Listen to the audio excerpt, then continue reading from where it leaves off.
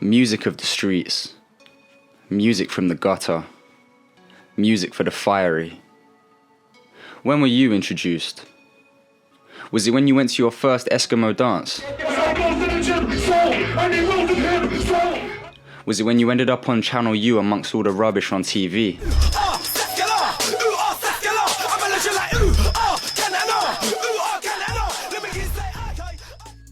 Was it when you came across your favourite artist appear on SBTV or Grime Daily? Listen, yeah. They want 64 bars, I want 64 whips and yards. Or was it when the likes of Kanye West and Drake were associating with all the top UK MCs? It's likely at this point that you became aware that there was in fact an entire scene behind the gun fingers, hoodies and screw faces of the UK streets, and that it was known as grime music.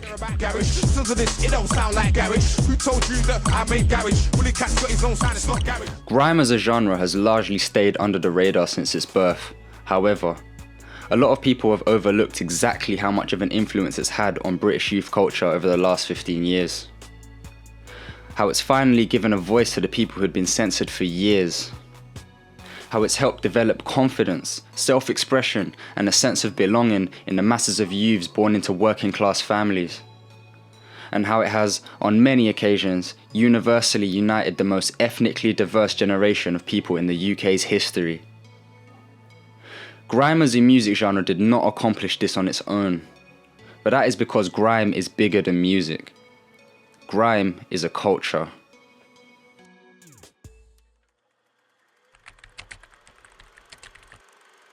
The origins of grime are still recognised.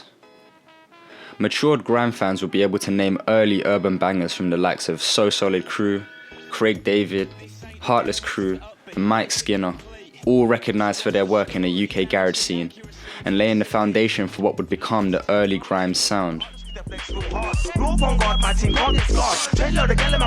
Although sounds like garage, jungle, two-step and drum and bass were under the urban music umbrella, these genres mostly went so far as to represent mainstream culture from an urban perspective. Sex, drugs, breakups, parties. There was something missing. There was something so unique hidden behind the cliché. A stigma. There is one person famed for bridging this gap. That person was none other than Wiley.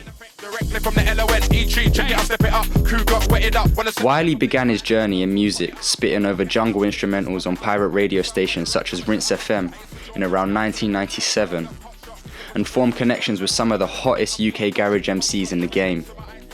He would go on to become part of the Pay As You Go cartel, one of the first urban supercrews in the UK. In the same year, Lethal Bizzle and the More Fire crew secured a number 7 in the UK singles chart with their breakthrough hit, Oi, which also had a distinct garage sound, but with a gritty and rowdy vocal backing. Or a bit of vocal and chop it up, so yeah, it had legs, but we didn't fit it. And the MCs in there, they were more hosts, like masters of ceremony. They wasn't really like spraying bars or something. The polished sounds of these genres did not appear to synergize well with the aggression, spontaneity and volatility of the MCs trying to host them. Trinidad bloodline, St. Paul soldier, no from another next door neighbour, Eskimo raver, Elstone visitor, Meridian resident, senior manning with president.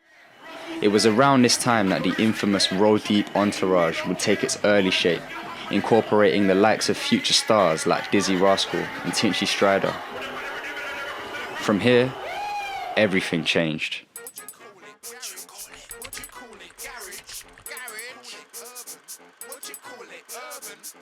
Alright then, so what do you call it? Everybody knows the Eskimo rhythm.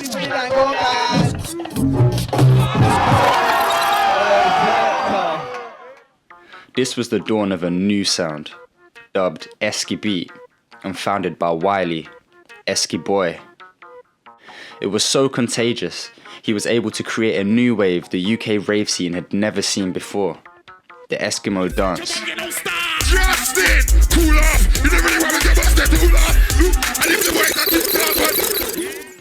Dirty, dangerous, and disorganized, it was the pinnacle physical embodiment of the word grime in music. It was already grime. It's just nobody said it yet. And you actually came up with the term grime. I didn't. I think someone at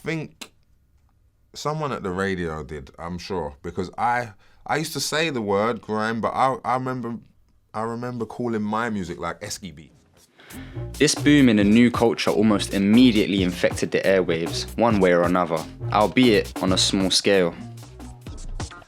Got to Eskimo stage, pressed up that started selling nice and lovely, selling, until it sold about 5,000, and I felt different in myself. I thought, raw. Record shops started stocking their shelves with white label vinyls. Pirate radio stations, spearheaded by Rinse FM, began hosting more and more frequently. It wasn't long until the BBC caught wind of urban culture and launched Radio 1 Extra as a dedicated radio station and as a sister to their ever-popular Radio 1 platform. Show no less than $500,000. Pro with a vest, the armor guards, part Charizard, and my heart's got a darker tan. All of this came to fruition in the same year of 2002. The next year, Dizzy Rascal would release his debut album, Boy in the Corner, which is unanimously recognized as the original grime album. In this year, we would also see the birth of Channel U, which was possibly the turning point for the success of unsigned artists all across the country. This new platform had no credential requirements and could be one of the earliest examples of artist promotion through audiovisual media. Their daily program, Streets, Grime and Life, is a cult classic and is remembered by grime fans all over the country as the place they heard all the hottest new bars.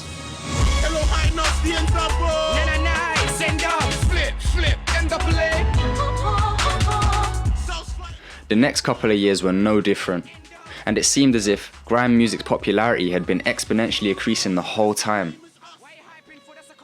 2004 saw Wiley drop his debut album, Treading on Thin Ice, which included What Do You Call It?, an almost middle finger to the music industry's lack of acceptance.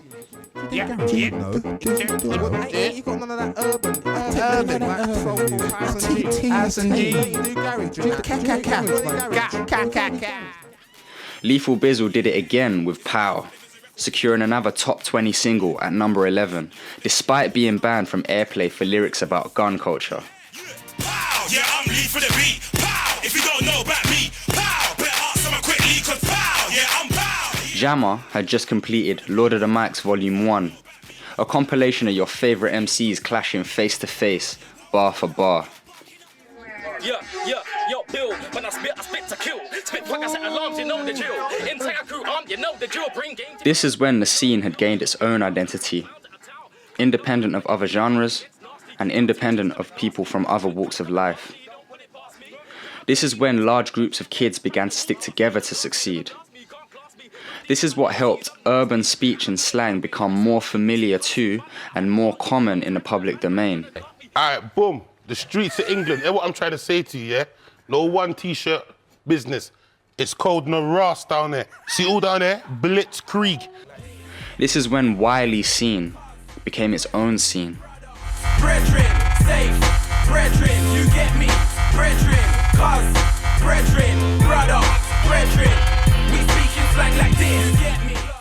Esky Beat was the character. Grime was the personality.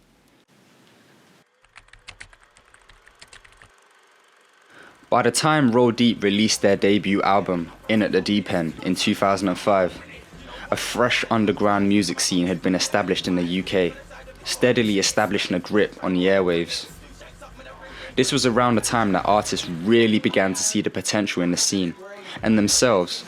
You be the best MC in the room. Trust me, today's not one of them days. Don't give a fuck what none of them say. When I come around them, none of them say. In the following years, brothers JME and Skepta would form the collective Boy Better Know. Getz, Scorcher, Retry 2 and Devlin, amongst others, would become the movement. There's no introduction needed. I'm a genius, and I'm even schooling singers. Next year, DWE and Footsie would go under the name Newham Generals and started to make waves. Show, say, shower. I've got the top gear, I've got the power. I get the bacon. But wait, let's slow down. MCs didn't simply say to each other, let's make a crew and get big. Many of these MCs had already interacted with each other and made a name for themselves long before they formed the crews who they would go on to achieve critical acclaim with.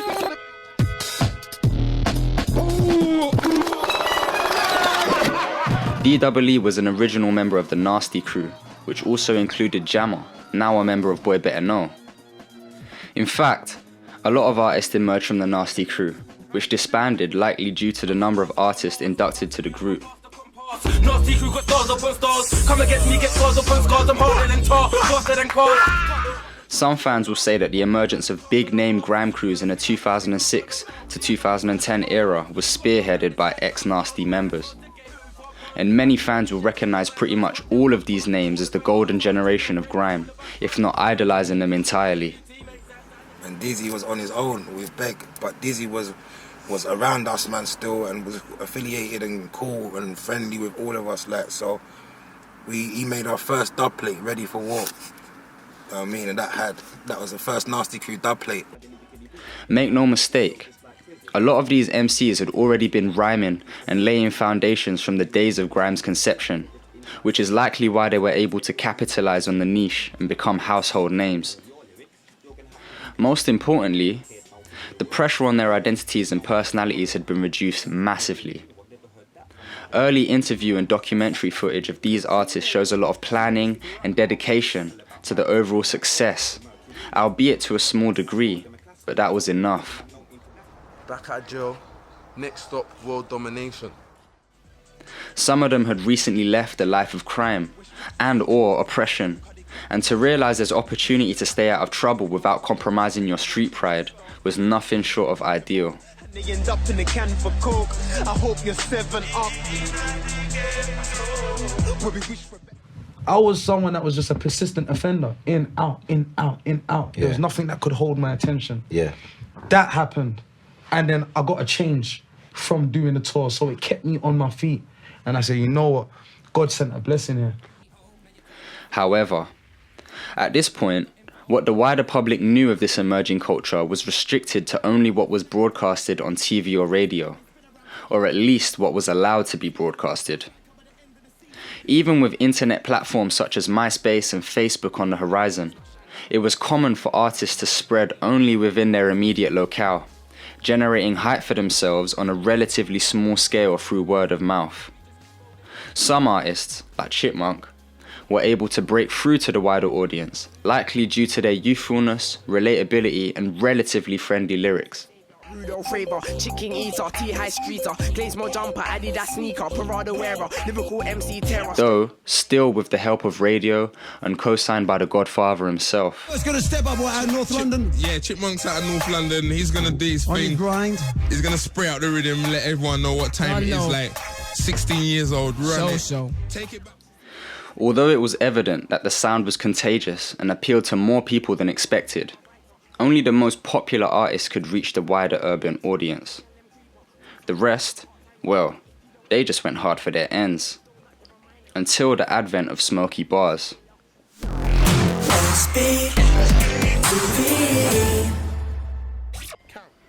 Around the years of 2006 to 2007, Jamal Edwards picked up a camera and began shooting amateur street freestyle videos, a format that would later become the ever-popular warm-up session series and evolve into more professionally organised shows like F64, the Fresh 64 Bars series.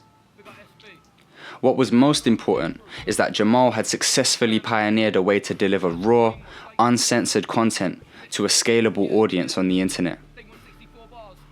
The biggest names in the scene, like Wiley, Dizzy Rascal, and Lethal Bizzle, were no longer exclusive to the spotlight. The dawn of the new internet age meant you could create the spotlight for yourself, and you just had to be the hardest. And a lot of MCs were. Army orangutan gang bang for rap chat. Family I'm a banger man. Bad man get battered up and battle with my hand. Body parts buried in the belly of my land. Boy, better not bury anybody in your clan. I'm better than By the late 2000s, artists began to pull their own weight based off of the heat they created for themselves. Some artists had developed enough of a personal fan base to self-propel themselves into fame. More and more music videos began to surface, albeit shot quite non-professionally, but this did not take anything away from the overall quality of the content. This also meant it was not censored or reviewed by many but the fans who loved it. This was supposed to be great, right? Wrong.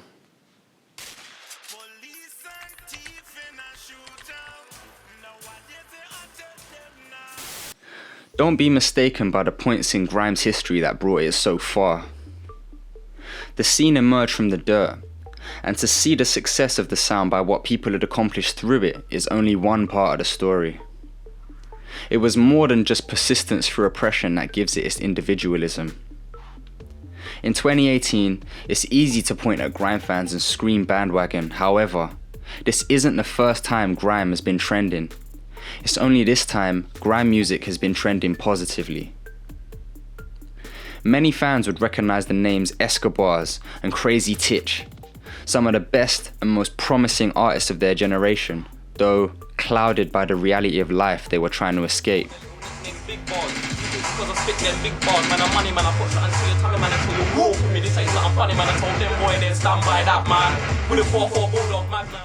Esco was killed in a street attack in East London nearly 10 years ago, and nobody forgot. That's right, that's an Esco lyric, but right now I'm possessed by Esco spirit. Headshot, will have a nigga in a close casket, open it up and fling a red rose in it. Body off the body. Titch was sentenced to life for murder in 2005. That is still an open case to many of his biggest fans that argue he took the blame to protect a close one. These are not the only names who have been subject to the unfortunate circumstance of the lives they led, but undeniably carried the most weight. Even the biggest names in the history of the genre were not shy to violence and crime either. Both Wiley and Dizzy Rascal, although making it to the top, had attempts on their life and were physically scarred indefinitely. It has not stopped there, as many of the artists who still perform today have by no means had it easy. Many of them, in fact, had it very hard. I want to hear you say, fuck the police! Fuck the police! Say, fuck the police! Fuck the police! I said, say, fuck the police! Fuck the police! Beyond the relationship between the artists and the streets comes their relationship with the police also. The boom of the scene would almost definitely coincide with the problems the originators of the sound had gone through, and as such would put others who saw it as an avenue under the same umbrella. For over 10 years, promoters had been asked to complete a risk assessment form known as Form 696, which required the promoters to provide details on the events they were hosting. This included the type of music played, the target audience, and more controversially, the ethnicity of the performers to prevent crime at said event from occurring. The intentions and logistics of such legislations are up for debate, as are all police motives. However, there has always been an undeniable element of discrimination that stems from the dynamic that grime culture brings to English culture as a whole. Many shows that grime artists have planned to perform at have been cancelled over the previous decade, and the community felt as if no progress had been made to finally embrace a culture so appealing to a large number of fans, artists and promoters alike. I've just woke up this morning to an email saying that the show, London show in Under the Bridge, has been actually cancelled by the police. I know. This is not to say artists performing urban music are targeted as such. However, artists who had clearly taken on the profession to focus on something more productive and inspiring have a right to feel oppressed, as the police have halted them either indirectly or directly from doing their job and earning their keep, with the intention of it being harmless. On what we can do to improve the profile of the event, to mitigate that risk that they're assessing that there is. And that's why you get this ignorant attitude like, fuck the police, fuck them, because there's no discourse going on. These hardships continuously put a dent in the nurturance of so much potential. Despite the scene being embraced by many, it was still adolescent, and the rate at which it was expanding was far greater than the contributors could transition into. Not to mention, for the rest who still had the freedom to pursue greater things within the field were suppressed by the powers that were.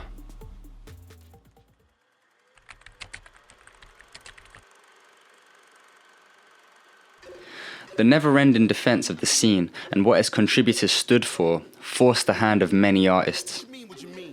The authenticity of the rawness would eventually begin to fade at the same rate it exploded. The biggest names began to redefine themselves, less as grime MCs and more as musicians, and with that came the crossover into other genres. I spend a little change on you, but you always give it back. Some did this to represent revelations they had of life. Others to contribute their talent to genres they had love for besides grime. I'm sick, every line the crowd's like, I didn't get rolled or stacked like, listen, learn, then repeat. When they get the metaphor, shout out. Though most realistically had no option because their own personal development was restricted as much as grime became less profitable. This is not to say that the sound was dying. It just became more apparent as a hobby than a profession. The UK urban scene, though, continued to thrive, and a lot of grime artists began releasing big tunes. Tunes that resonated much further than grime did, and so forth made more money and built more status. This, though, is when the meaning and the roots of the sound began to evaporate. Almost every urban song released in this new age was coined grime. Even collaborative tunes that featured urban artists were pushed under the same umbrella. This was likely not the intentions of the artists. It's only understandable that the fans recognized the music grime MCs made as grime, even when it was not. But realistically, the name became washed down with what was really UK hip-hop and dubstep. The scene was neutered.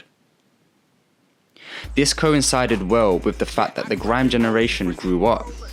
Not just the MCs, but the fans as well. The same kids who wore hoodies to school were now wearing suits to interviews. The same kids who were rebellious to their circumstance were now accepting of it. The same kids who were seeking family were raising their own. The same artists who spoke about the realities of the former were now speaking about the latter.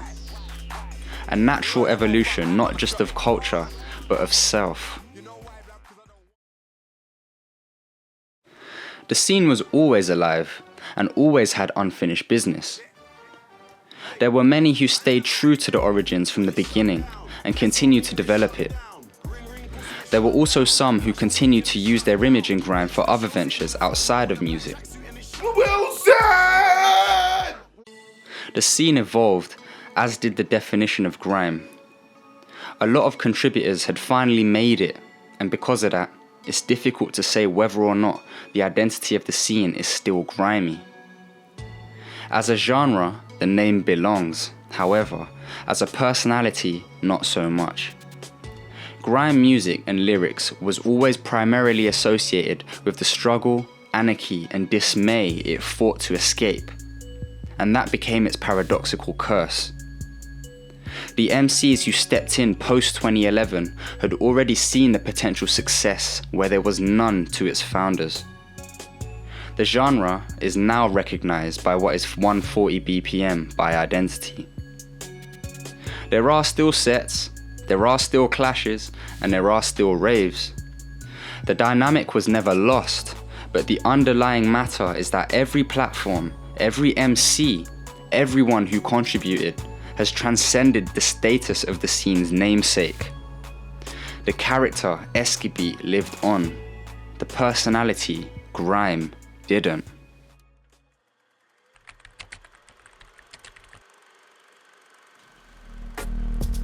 The hype built around the UK scene has been established, and with that comes the people who have noticed how much has changed. Some are frustrated by the lack of authenticity, and others embrace it. The people who never stopped making grime are loud, and the voices behind them are even louder. Man said the scene is ours. Scene was under attack, man picked up the white flag and ran for bot music. Fucking cowards. Grime music's resurgence in around 2015 was high profile and large scale, much larger than ever before. Waves of new fans entered the scene, and recently there was a new struggle to prove who was the grimiest of them all. To prove who exactly was a master of the sound and who could give the fans the best. Like before anyone else feels my music, I feel my shit. I'm the fucking hardest, bro. Matter of fact, I'm the best, bro. Yeah? The level of consistency, crazy, bro. He's been firing like that 13 years. Firing. Ironically, it was through this that it saw its roots resurface once more, and for the last time. We saw long-running clashes stemming from what seemed to be authentic disputes. We saw artists re-emerging on pirate radio to reach out to whatever the scene was left. We saw artists back on the street, with or without their crews, to revisit old visual traditions. Many veteran MCs played their part in reigniting the flame and gave us reminders of what we once felt in its heyday. Skepta brought the dynamic, Get brought the energy, Chit brought the controversy, Nasty brought the bass.